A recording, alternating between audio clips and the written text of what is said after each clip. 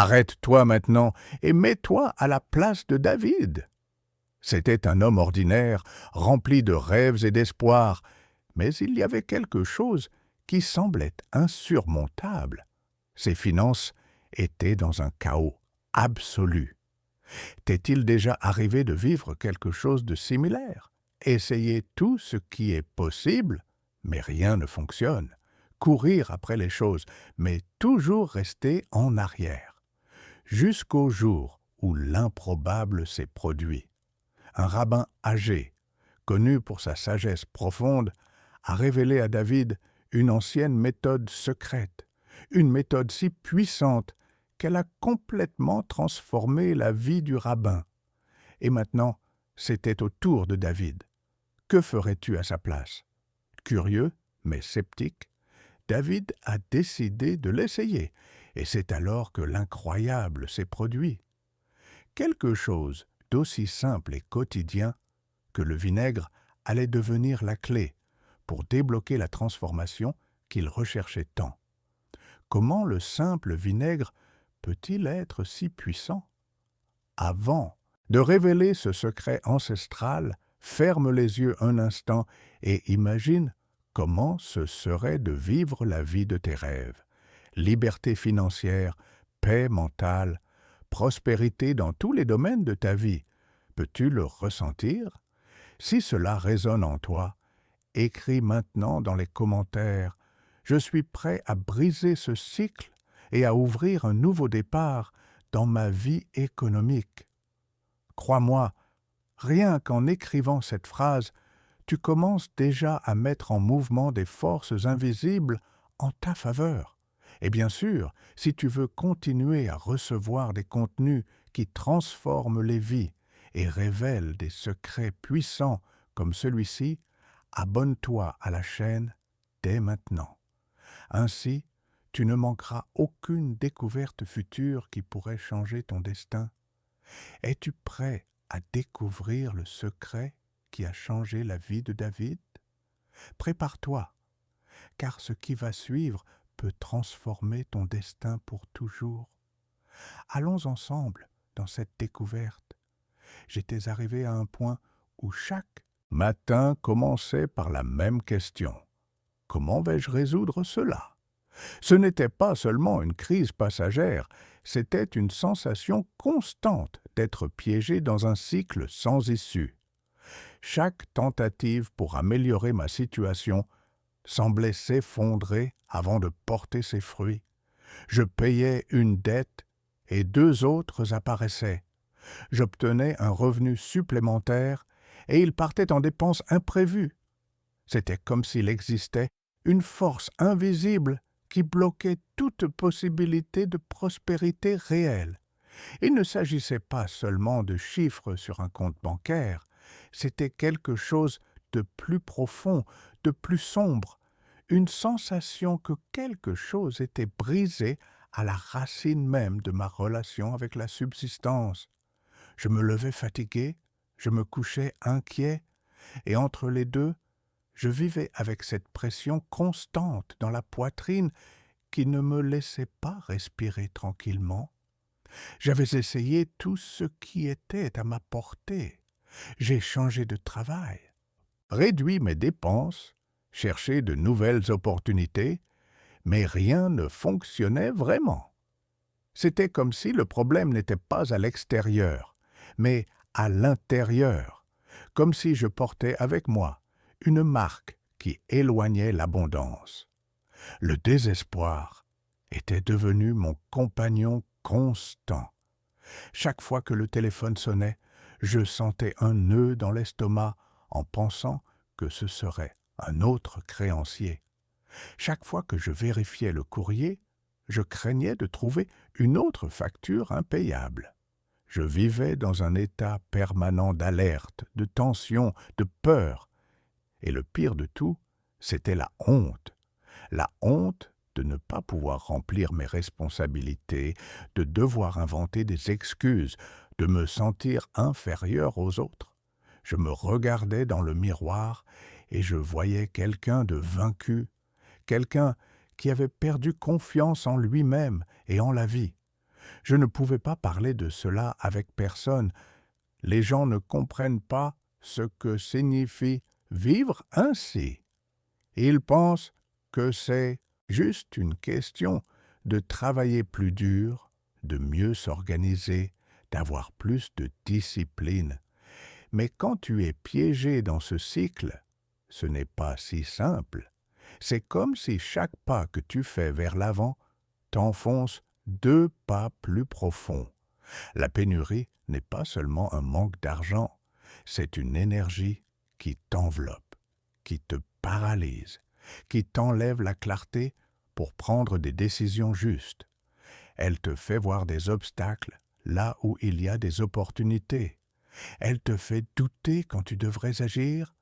Elle te transforme en ton propre ennemi. Je suis arrivé au point le plus bas une nuit d'hiver. J'étais assis sur mon lit, entouré de factures impayées, et j'ai senti que je ne pouvais plus continuer. Ce n'était pas seulement de la fatigue physique. C'était un épuisement de l'âme, une sensation que peu importe à quel point je faisais des efforts, cela ne serait jamais suffisant. Pour la première fois de ma vie, j'ai compris ce que signifie se rendre intérieurement. Ce n'est pas que je voulais tout abandonner, mais simplement je ne savais plus quoi faire. J'avais essayé tout ce que je connaissais et rien n'avait fonctionné. Je me sentais complètement impuissant.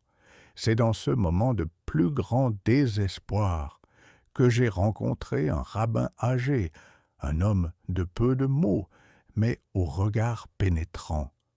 Ce n'était pas de ceux qui parlaient pour parler. Chaque phrase qu'il prononçait avait du poids, comme si elle avait été mesurée avec soin pendant des années. Il m'a écouté en silence pendant que je lui racontais ma situation. Il ne m'a pas interrompu. Il ne m'a pas jugé. Il a seulement hoché lentement la tête, comme s'il connaissait déjà mon histoire avant que je la raconte. Quand j'ai terminé, il est resté silencieux pendant un long moment. Le silence n'était pas inconfortable. C'était comme s'il lisait quelque chose en moi que je ne pouvais pas voir moi-même. Puis, il a dit quelque chose que je n'oublierai jamais. Le problème n'est pas ce que tu fais pendant la journée, c'est ce que tu permets d'entrer dans ton repos. Je n'ai pas compris immédiatement. J'ai froncé les sourcils, confus. Il m'a regardé fixement et a continué. Il existe une connaissance ancienne, transmise de maître à disciple, que presque personne ne se rappelle plus. Une connaissance qui enseigne que l'endroit où tu te reposes n'est pas seulement un espace physique, c'est un portail.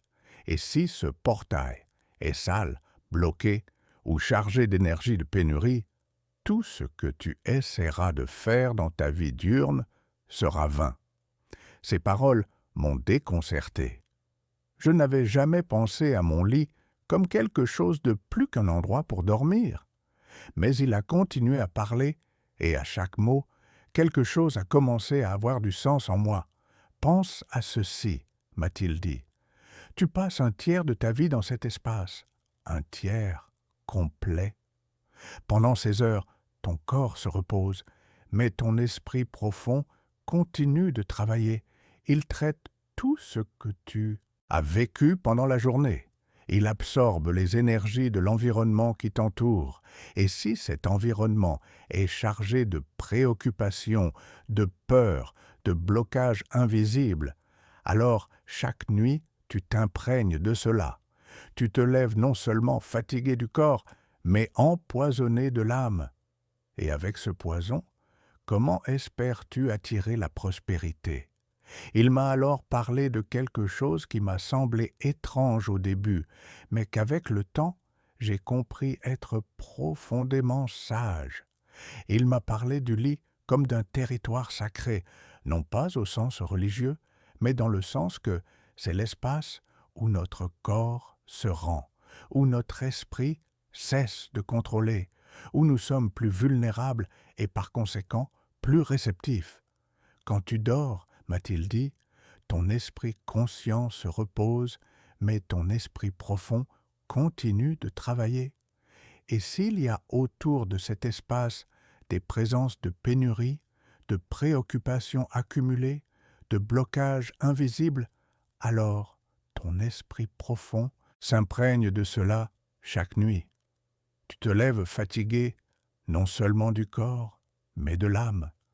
Et avec cette charge, comment espères-tu attirer la prospérité? Je lui ai demandé ce que je pouvais faire. Je sentais que j'étais face à quelqu'un qui comprenait vraiment ce qui m'arrivait. Il ne me donnait pas de conseils superficiels ni de phrases motivationnelles vides. Il pointait quelque chose que j'avais ressenti, mais que je n'avais jamais pu nommer. Il m'a dit qu'il existait une méthode simple, si simple que beaucoup la rejetaient pour sa simplicité. Mais il m'a prévenu, le simple ne signifie pas faible. Parfois, ce qu'il y a de plus puissant est ce qu'il y a de plus basique, parce qu'il n'a pas de couches inutiles qui diluent sa force. Les maîtres anciens savaient cela. C'est pourquoi leurs enseignements les plus profonds impliquent toujours des éléments quotidiens, des choses que n'importe qui peut trouver.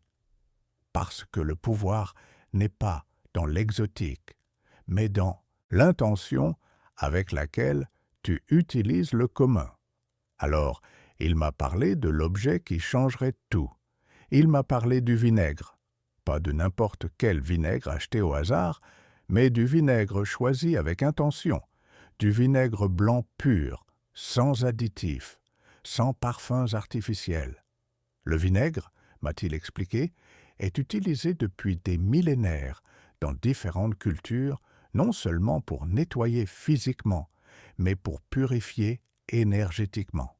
C'est un élément acide qui dissout non seulement la saleté visible, mais aussi les résidus invisibles qui s'accumulent dans les espaces. Quand tu nettoies avec du vinaigre, m'a-t-il dit, tu ne nettoies pas seulement la surface, tu dissous les accumulations subtiles d'énergie stagnante qui se collent aux objets, aux meubles, aux coins de ta maison.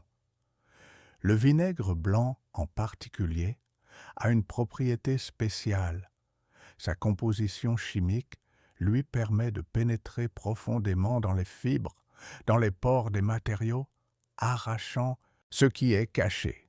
Et symboliquement, cela représente exactement ce dont nous avons besoin, arracher ce qui est caché, dissoudre les blocages invisibles, nettoyer en profondeur ce que l'œil ne voit pas, mais que l'esprit ressent. Il m'a dit que le lit était le premier point d'intervention, parce que c'est là que nous sommes les plus vulnérables, les plus ouverts, les plus réceptifs. Pendant que nous dormons, nos défenses mentales baissent. Notre esprit conscient, celui qui filtre et analyse tout pendant la journée, s'éteint. Et notre esprit profond, celui qui absorbe et stocke sans jugement, prend le relais. Si l'espace où se produit ce processus est chargé d'énergie de pénurie, de peur, de limitation, alors, nuit après nuit, nous sommes programmés pour l'échec. Nous nous levons avec un sentiment de lourdeur que nous ne pouvons pas expliquer. Nous commençons la journée déjà vaincus avant même d'avoir commencé.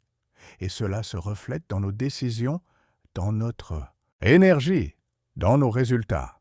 Le rabbin m'a expliqué un processus très précis. Tout d'abord, je devais retirer complètement toute la literie de mon lit. Tout, drap, couverture, oreiller, couvre-lit, tout devait être enlevé. Le matelas devait rester complètement nu, exposé. Pourquoi?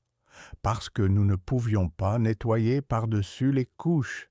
Nous devions arriver à la base, à la fondation. Le matelas est la fondation du repos. C'est là que s'accumulent des mois, voire des années, d'énergies absorbées pendant notre sommeil.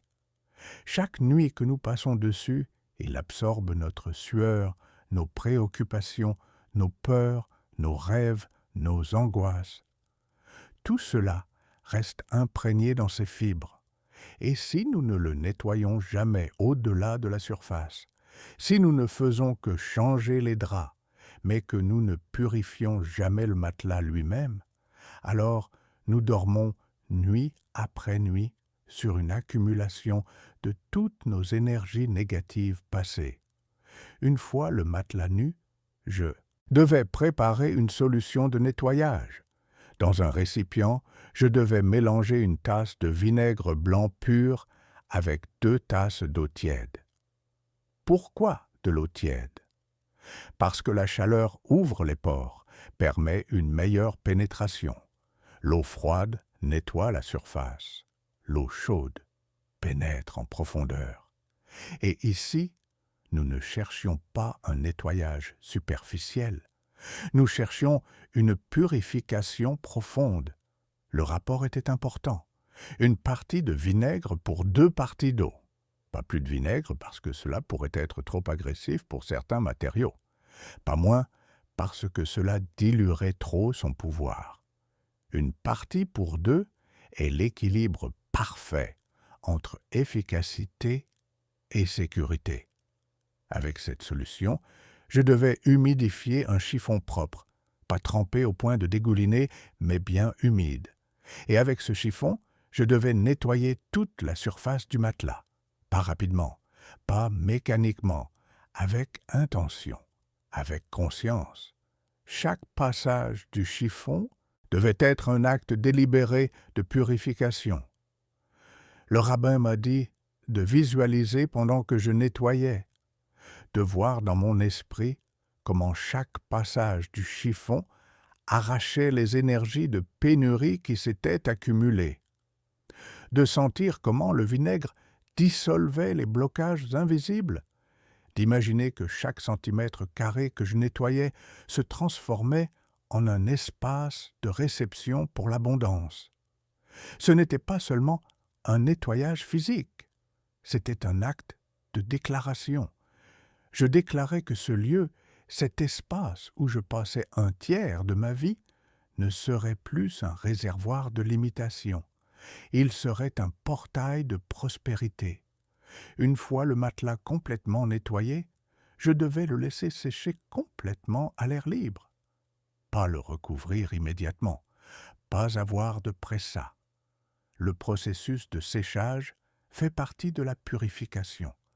Pendant que le vinaigre s'évapore, il emporte avec lui les résidus énergétiques qu'il a dissous. L'odeur du vinaigre, bien qu'elle puisse sembler forte au début, se dissipe complètement en séchant, laissant une fraîcheur propre, pure. Pendant que le matelas séchait, je devais laver toute la literie, pas seulement la mettre dans la machine et l'oublier. Je devais le faire avec conscience, ajouter une demi-tasse de vinaigre blanc à l'eau de lavage, en plus du détergent normal.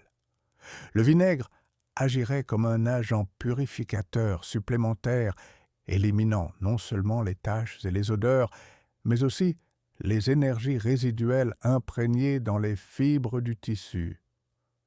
Pendant que les draps tournaient dans la machine, je devais maintenir mon intention claire dans mon esprit. Je purifie mon espace de repos. J'ouvre mon lit à l'énergie de l'abondance. Je me prépare à recevoir la prospérité dans ma vie. Ces pensées n'étaient pas de simples souhaits. C'étaient des déclarations actives qui programmaient l'eau, le vinaigre, le processus lui-même avec mon intention.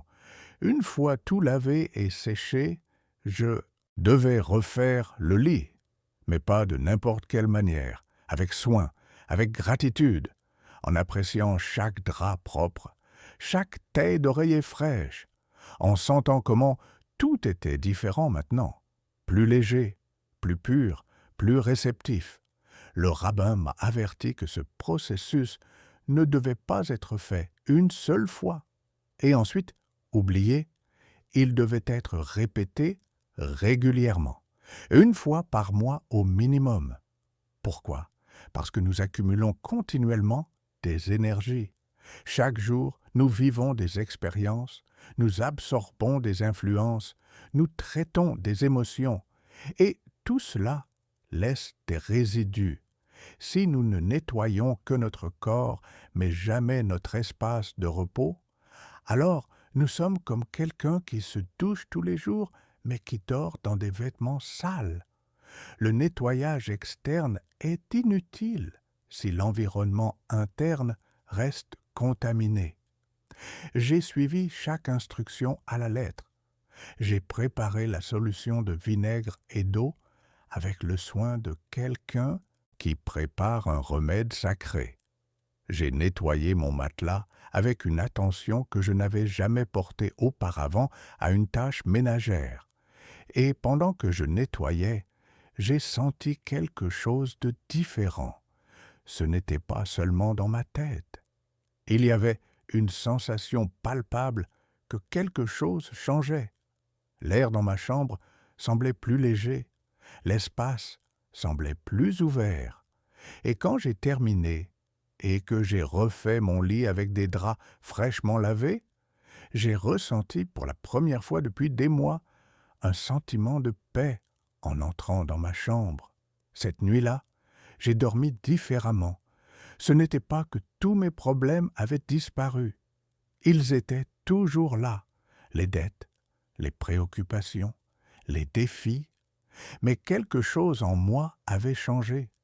Je me suis réveillé le lendemain matin, pas avec cette lourdeur habituelle, mais avec une légère sensation d'espoir, quelque chose de subtil, mais réel. Et ce fut le début, mais le rabbin ne s'est pas arrêté là.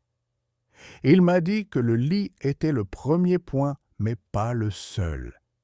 Il y avait un autre espace dans la maison qui était tout aussi crucial pour l'énergie de prospérité. Un espace que nous utilisons tous les jours, mais auquel nous accordons rarement l'attention qu'il mérite. Il m'a parlé de la porte d'entrée. La porte, m'a-t-il expliqué, n'est pas seulement une barrière physique entre l'intérieur et l'extérieur. C'est un symbole puissant, un point de transition, un seuil.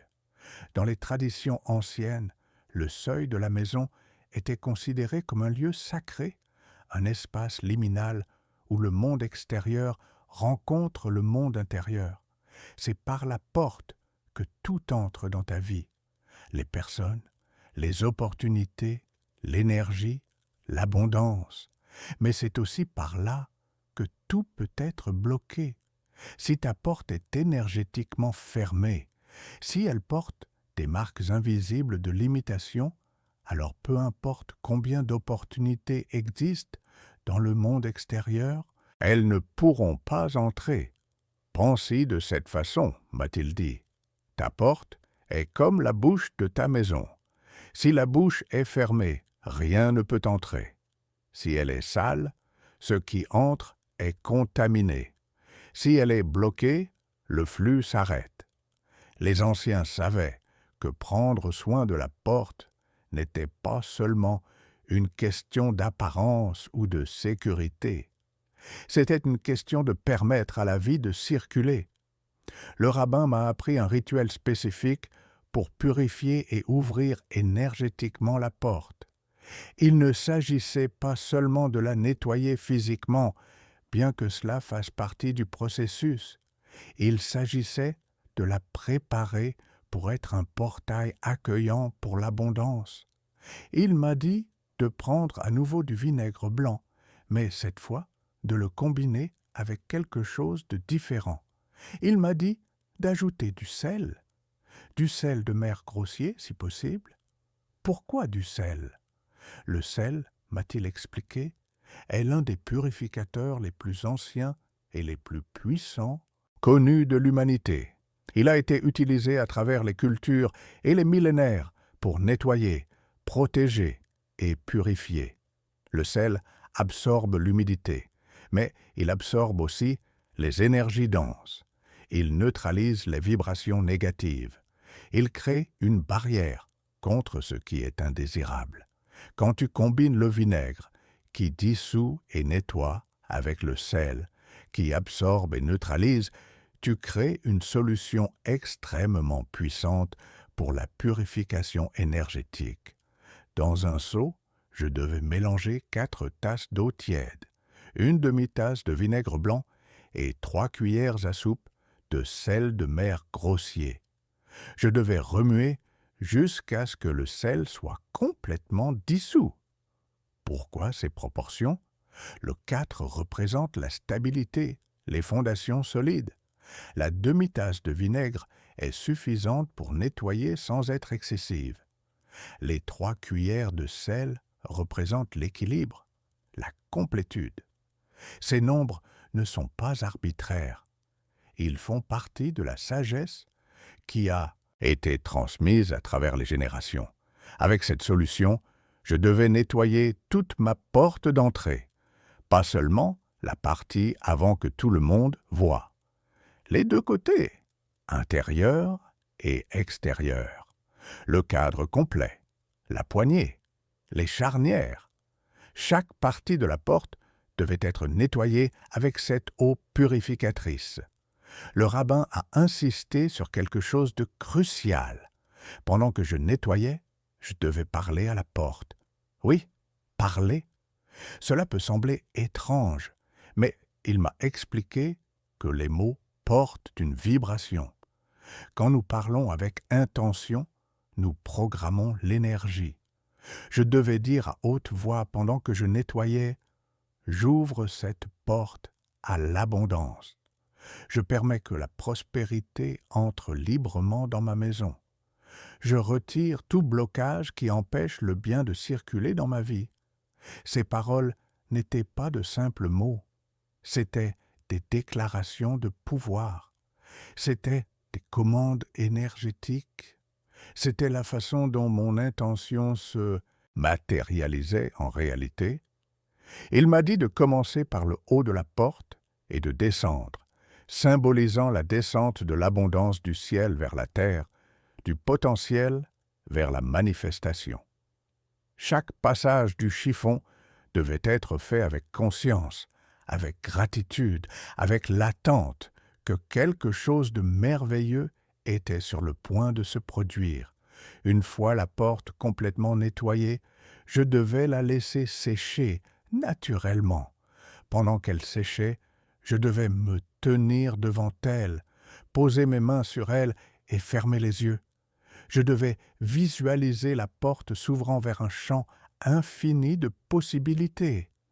Je devais voir des opportunités entrant, de l'argent arrivant, des personnes bénéfiques se présentant, le succès se manifestant. Je devais sentir dans mon corps l'émotion de recevoir tout cela, pas comme un désir lointain, mais comme une réalité présente qui était en train de se matérialiser. Cette visualisation n'était pas optionnelle, c'était une partie essentielle du processus. Parce que le nettoyage physique prépare l'espace, mais c'est la visualisation qui dirige l'énergie. C'est l'intention consciente qui transforme un acte simple en un rituel de pouvoir. Le rabbin m'a également enseigné quelque chose que je n'aurais jamais imaginé. Il m'a dit que, pour maximiser l'effet, je devais choisir un moment spécifique pour faire ce nettoyage de la porte. Le meilleur moment, m'a-t-il dit, est le matin, juste après le lever du soleil. Pourquoi? Parce que le matin représente de nouveaux commencements. C'est le moment où l'énergie du jour est fraîche, pleine de potentiel. C'est quand la lumière chasse l'obscurité, quand ce qui était caché devient visible, quand ce qui était fermé s'ouvre. Nettoyer ta porte au lever du soleil, c'est aligner ton acte avec l'énergie naturelle de l'ouverture et du renouveau. Tu profites de la force même de la nature pour amplifier ton intention. Si ce n'est pas possible de le faire au lever du soleil, le deuxième meilleur moment est n'importe quel matin avant midi. L'énergie matinale porte toujours cette qualité de fraîcheur et de nouveau commencement. Évite de le faire la nuit, m'a-t-il averti. La nuit est pour la fermeture, pour le repos, pour l'intériorisation. Ce n'est pas le moment d'ouvrir des portails, c'est le moment de les protéger. Fais ce rituel le matin, quand l'énergie universelle soutient l'ouverture et l'expansion. Il m'a aussi parlé de la fréquence. Ce nettoyage de porte devait être fait une fois par semaine pendant le premier mois. Pourquoi si fréquemment au début? Parce que nous ne nettoyons pas seulement la saleté d'une semaine, nous nettoyons l'accumulation d'années. Les premières fois, nous arrachons des couches profondes de blocage énergétique qui se sont accumulées pendant longtemps. C'est comme quand tu commences à nettoyer une maison qui a été négligée pendant des années. Tu ne peux pas tout nettoyer en une fois. Tu dois revenir plusieurs fois, chaque fois allant plus en profondeur jusqu'à ce que finalement l'espace soit vraiment propre. Après le premier mois, je pouvais réduire la fréquence à une fois toutes les 2 semaines, puis à une fois par mois pour maintenir l'énergie claire et ouverte. Mais ce premier mois d'effort hebdomadaire était crucial. C'était la période de transformation intensive, le moment où les vieux schémas étaient brisés et les nouveaux étaient établis. J'ai fait exactement ce qu'il m'a dit. Chaque semaine, je préparais ma solution d'eau, de vinaigre et de sel. Chaque semaine, je nettoyais ma porte avec dévotion. Et chaque semaine, je me tenais devant elle et je visualisais l'abondance entrant dans ma vie. Et quelque chose d'étonnant a commencé à se produire. Les changements n'ont pas été immédiats, de manière spectaculaire. Ils ont été subtils au début, mais ils étaient réels. Après la première semaine, j'ai remarqué que je me sentais différent quand je franchissais ma porte.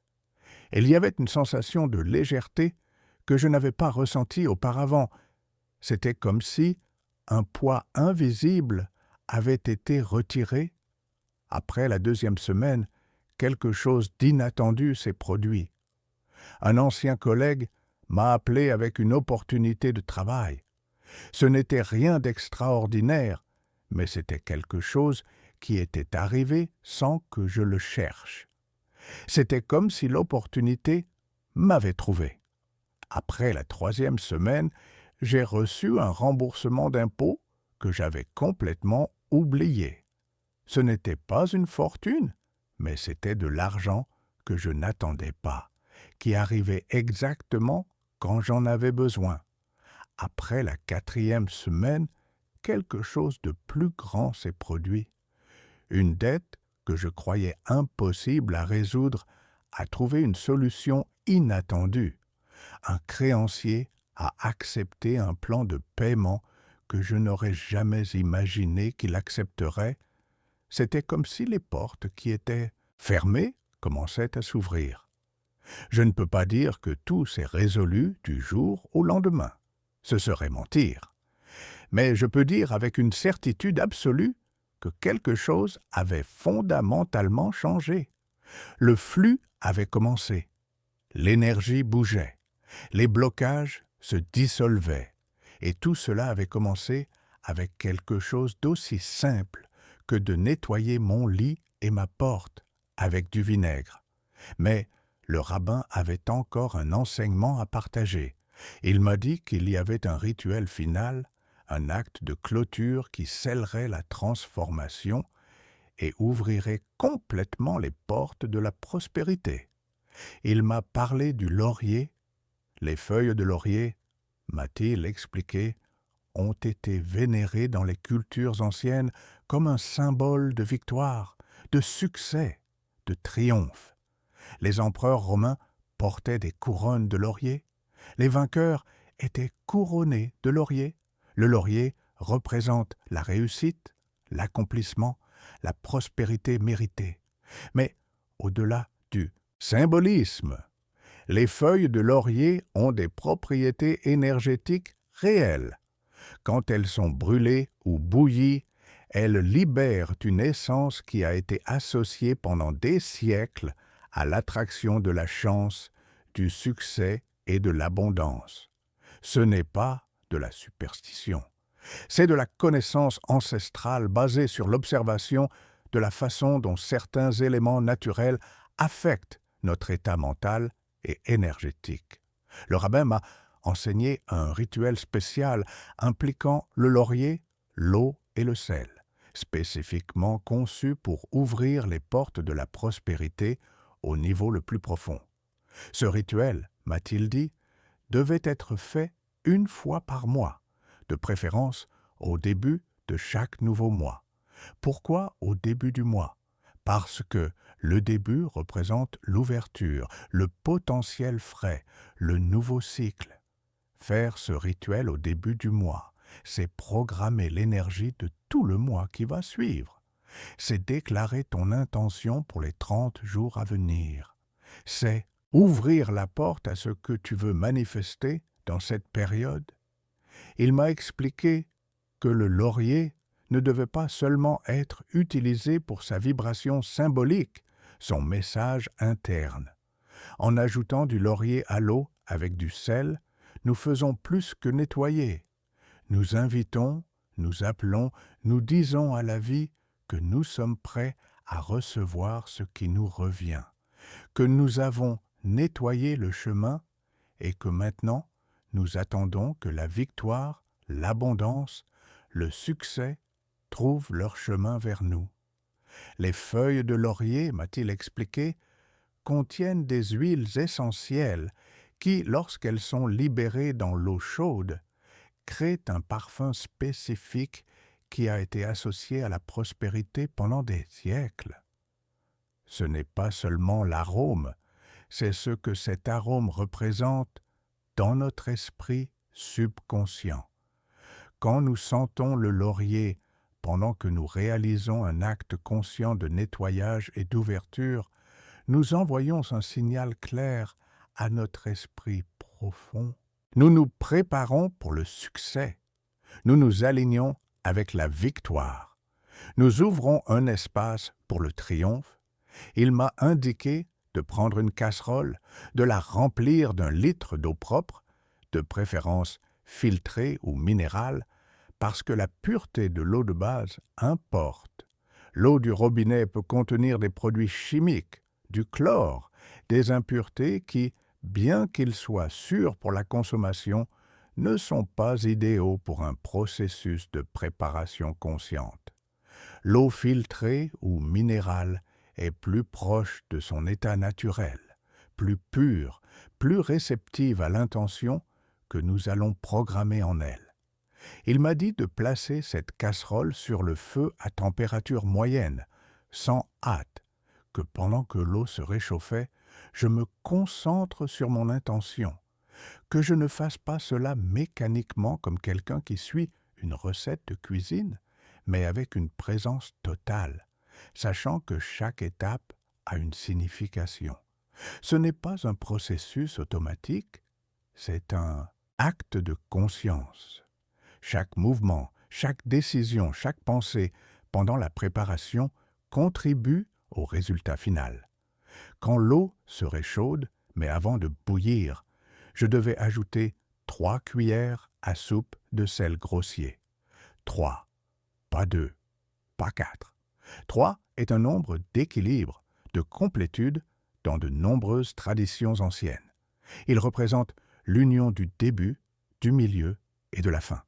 Il représente la trinité d'action, d'intention et de résultat. Il représente la stabilité qui surgit quand 3 points forment un triangle, la structure la plus stable en géométrie. En dissolvant le sel avec une cuillère, je devais visualiser comment ce sel absorbait tout le négatif, tout ce qui était bloqué, tout ce qui m'avait maintenu éloigné de la prospérité. Je devais voir dans mon esprit comment chaque grain de sel qui se dissolvait dans l'eau capturait une particule d'énergie dense, de pensée limitante, d'émotions stagnantes. Je devais imaginer que l'eau se chargeait de pouvoirs purificateurs, se transformant en un agent actif de transformation. Une fois le sel complètement dissous, je devais ajouter 4 feuilles de laurier entières. 4, parce que 4 représentent la stabilité, le fondement, les 4 directions, les 4 piliers sur lesquels se construit quelque chose de solide. Les feuilles devaient être entières, ni cassées ni hachées, parce que leur intégrité symbolique est importante. Une feuille de laurier entière est une promesse complète de victoire. Une feuille cassée est une promesse fragmentée. Je devais laisser les feuilles bouillir dans cette eau salée pendant 5 minutes. 5 minutes d'ébullition, 5 minutes pendant lesquelles l'eau s'imprégnerait complètement de l'essence du laurier, de sa vibration de victoire et de succès. Le nombre 5 représente le changement, le mouvement, la transformation. C'est le nombre qui suit le 4, la stabilité, indiquant que, après avoir établi une base solide, vient le mouvement vers quelque chose de nouveau. Pendant ces 5 minutes, m'a-t-il dit, je devais maintenir mon esprit concentré. Je devais voir, dans mon intérieur, comment ma vie changeait. Je devais ressentir l'abondance comme si elle était déjà présente. Je devais imaginer ma porte non pas comme une barrière, mais comme un portail ouvert par lequel coulait tout le bien que l'univers avait préparé pour moi. Je devais visualiser les opportunités entrant, l'argent circulant, le succès se manifestant, non pas comme un désir lointain, mais comme une réalité présente qui était invoquée à ce moment précis. Après les 5 minutes, je devais éteindre le feu et laisser le mélange refroidir complètement. Ce refroidissement n'est pas un détail mineur, c'est une partie du processus. C'est le moment où la préparation se pose, où l'intention se solidifie dans le liquide. C'est comme quand tu fais cuire quelque chose au four et que tu le laisses refroidir pour qu'il prenne sa forme finale. La chaleur est la transformation active, le refroidissement est la consolidation. Quand l'eau serait à température ambiante, elle serait prête, pas avant. La patience fait partie du rituel. La précipitation dilue l'intention. Le rabbin m'a expliqué qu'avec un chiffon propre ou une éponge, je devais appliquer cette eau sur ma porte principale, pas de n'importe quelle manière, avec soin, avec respect, en couvrant à la fois l'intérieur et l'extérieur.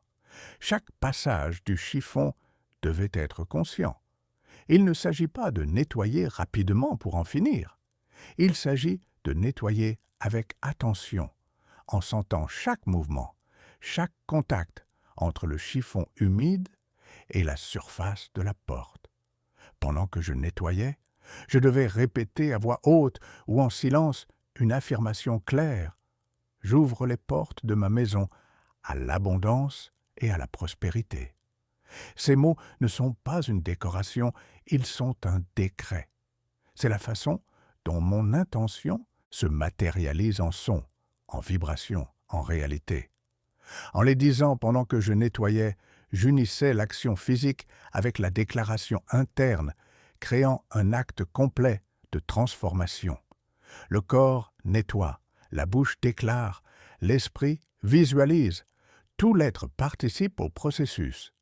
Une fois l'eau appliquée sur toute la porte, je devais la laisser sécher à l'air. Si ce n'était pas possible, je pouvais sécher avec un chiffon propre, mais sans hâte, sans anxiété. Le processus devait se compléter avec calme, permettant à l'énergie d'avoir le temps de se poser, de pénétrer, de faire son travail invisible mais réel. La précipitation est l'ennemi de la transformation profonde. Le calme est l'allié du changement durable. Il m'a été difficile d'y croire au début. Cela me semblait trop simple. Comment un peu d'eau avec du sel et du laurier pouvait-il changer quelque chose? Mais le rabbin m'a regardé avec ce regard qui traverse les doutes et m'a dit quelque chose que je n'ai jamais oublié. Ce n'est pas l'eau qui change ta vie, c'est toi. L'eau n'est que le véhicule de ton intention. Quand tu nettoies ta porte avec cette méthode, tu ne fais pas un tour de magie, tu déclares que tu es prêt pour un changement. Tu prends une action concrète qui reflète ta disposition interne, et cette combinaison, cette union entre l'interne et l'externe, c'est ce qui ouvre les vraies portes de la vie. Ces paroles ont résonné en moi comme un gong profond. J'ai compris que je ne cherchais pas une solution magique qui ferait le travail à ma place. Je cherchais un outil qui m'aiderait à aligner mon énergie interne avec mon désir de prospérité. Le rituel n'était pas un substitut à mon effort, c'était un catalyseur de ma transformation interne. Je l'ai fait. J'ai suivi chaque étape exactement comme il me l'a indiqué. J'ai préparé l'eau avec la concentration de quelqu'un qui fait quelque chose de sacré. J'ai fait bouillir le sel et le laurier en sentant comment le mélange se chargeait de mon intention. J'ai laissé refroidir, pendant que je maintenais dans mon esprit l'image de ma porte s'ouvrant à l'abondance. Et quand elle a été prête, j'ai nettoyé ma porte avec une dévotion que je n'avais jamais ressentie auparavant en faisant une tâche domestique. Pendant que je passais le chiffon humide sur la surface de la porte, je répétais les mots comme un chant interne. J'ouvre les portes de ma maison à l'abondance et à la prospérité. Et quelque chose d'étrange s'est produit. Avec chaque passage du chiffon, je sentais comme si j'enlevais des couches invisibles de résistance. C'était comme si la porte, que j'avais toujours vue seulement comme un objet, prenait soudainement vie symbolique. Ce n'était plus juste du bois ou du métal, c'était le seuil entre ma vie stagnante et ma vie prospère. Et bien que je n'attendais pas de résultats immédiats, quelque chose a commencé à changer. Ce n'était pas explosif, ce n'était pas magique, au sens où l'argent n'est pas apparu de nulle part. Mais c'était réel. Les choses ont commencé à bouger. Les opportunités ont commencé à apparaître. Les solutions ont commencé à se présenter. Les personnes ont commencé à entrer dans ma vie avec des propositions, des idées, des possibilités. C'était comme si, en ouvrant énergétiquement ma porte, j'avais vraiment ouvert un canal pour que la vie circule vers moi. Au cours des mois suivants, ma situation financière s'est transformée complètement. Pas du jour au lendemain, pas sans effort de ma part, mais avec une constance et une fluidité que je n'avais jamais connues auparavant.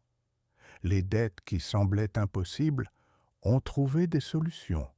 Les revenus qui semblaient bloqués ont commencé à arriver. Les projets qui semblaient sans espoir ont commencé à porter leurs fruits. Et tout cela a commencé avec du vinaigre, du sel et du laurier, avec des rituels simples que n'importe qui peut faire, avec une intention claire et une action consciente. Aujourd'hui, quand je regarde en arrière ce moment où j'étais assis sur mon lit entouré de factures impayées, sentant que je ne pouvais plus continuer, je réalise que ce moment de désespoir était en réalité le début de ma transformation. C'était le moment où j'étais suffisamment ouvert pour écouter, suffisamment humble pour essayer quelque chose de nouveau, suffisamment désespéré pour abandonner mon scepticisme et simplement faire ce qui m'était enseigné. La sagesse du rabbin n'était pas dans une formule magique. Elle était dans la compréhension que nous vivons dans un univers énergétique, que tout est vibration, que nos espaces physiques affectent notre réalité interne et que notre réalité interne affecte nos résultats externes. Quand nous nettoyons nos espaces avec intention, nous nettoyons nos blocages internes. Quand nous ouvrons nos portes avec conscience, nous ouvrons nos possibilités de vie. C'est aussi simple et aussi profond que cela. Maintenant, je partage ces enseignements avec toi, non pas parce que je veux que tu me croies aveuglément. Je veux que tu essaies. Je veux que tu fasses ces rituels simples avec sincérité et que tu observes ce qui se passe dans ta vie. Parce que la vraie preuve n'est pas dans mes mots, elle est dans ton expérience. Nettoie ton lit avec du vinaigre et de l'eau. Nettoie ta porte avec du vinaigre, du sel et de l'eau. Fais le rituel mensuel avec le laurier, le sel et l'eau. Fais-le avec intention, avec conscience, avec le cœur ouvert, et observe. Observe comment les choses commencent à bouger. Observe comment les opportunités commencent à apparaître. Observe comment la vie commence à circuler différemment. Parce que quand tu changes ton énergie, tu changes ton destin. Et ces rituels anciens, transmis de génération en génération, sont des outils puissants pour faire exactement cela. Ils ne font pas le travail à ta place, mais ils t'alignent, ils t'ouvrent, ils te préparent pour recevoir ce que tu mérites.